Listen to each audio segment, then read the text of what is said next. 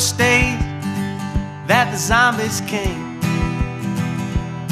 we decided they were really lame. So we ran inside a tall brick home.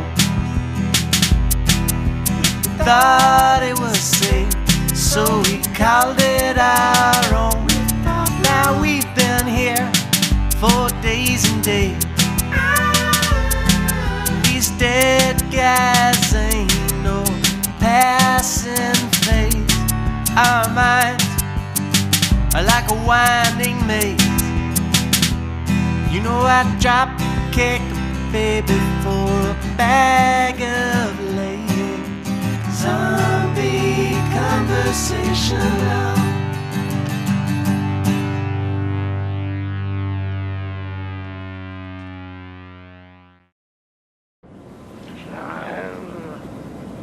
You know, zombie movies are so unrealistic. Well, it's hard to, convey smell through cinema. Even with the advent of Blu-ray. I really don't think the smell is that important. So you've gotten used to it? No. I just mean everything that went down around here was more gooey, I guess? Yeah, gooey's a good word. And streamy. Gooier than anything that came out of the 70s? That entire decade was like rhinestones, bass lines, and goo. This is the decade that popularized fondue, after all. Look, melted cheese aside. It's one of my favorite sides. Okay, gooiness and all that aside, I just think that writers of zombie movies didn't give a very realistic portrayal of the potential future reality that we currently live in.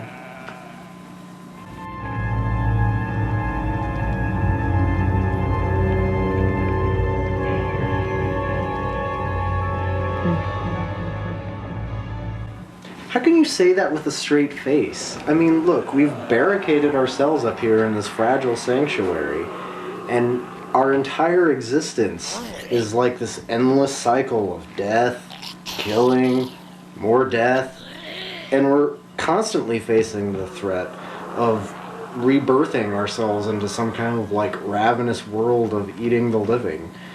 Most of our friends, in fact, have been turned into zombies or just flat out killed, and right now those monsters are outside trying to get in here to eat us.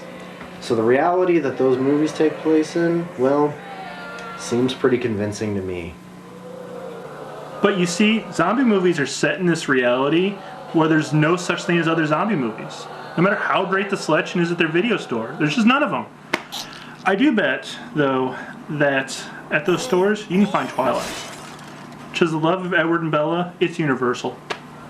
Well, in most monster movies, the people involved, they've never really, heard of the monster, and therefore they don't necessarily know how to kill it either. Oh, wait. You mean how clueless Van Helsing was in Dracula? Or how in every single werewolf movie there's this gypsy woman who knows absolutely nothing about silver bullets at all? And how about when in The Exorcist grabbed the Betty Crocker cookbook and read a recipe to get rid of the devil from a young Linda Blair? Yeah, but at least none of those people have actually seen a movie about themselves. I mean, it's part of the horror genre to not be self-aware. Except for in The Simpsons, when Mr. Burns actually became a vampire. I mean, Lisa knew what was what then and who. Actually, they fought zombies occasionally, too. Dad, you shot Zombie Flanders. He was a zombie?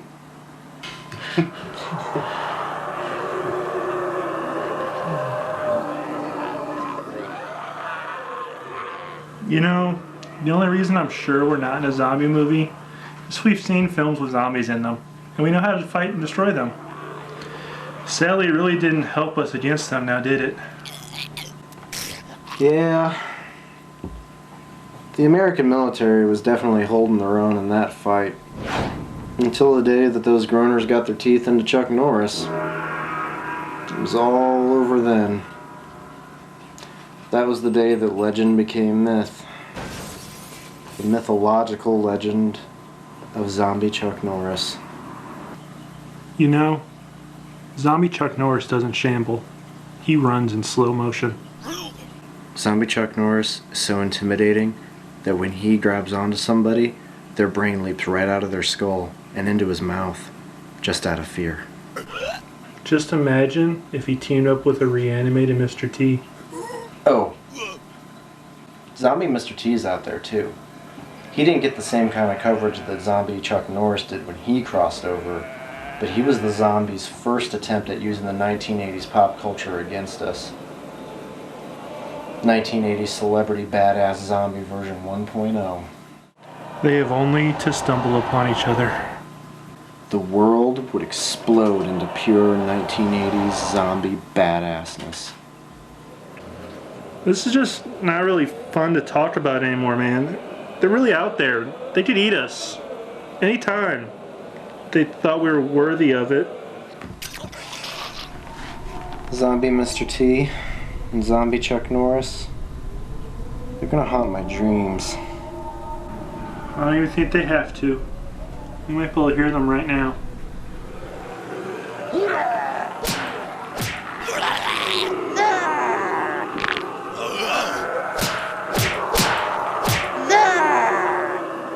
I pity the fool. Yes, the foos, they shall be pitied, whose reckoning awaits. With a decaying fist and a biting face, he threw the whole army, he damned our race. The batter's wrong, but we held the attack. Ours, well, we were fighting back.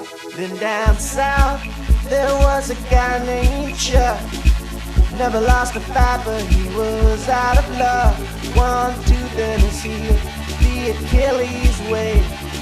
Zombie Chuck Norris was born that day. The whole world was saying, what the fuck?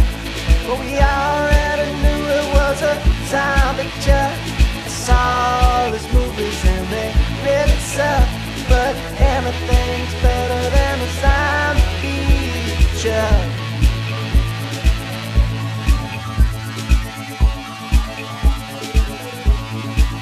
He could split the skulls of 8 men with just one punch, but the brains would leap out, ready to be lunch. He moves in slow motion, quicker than light.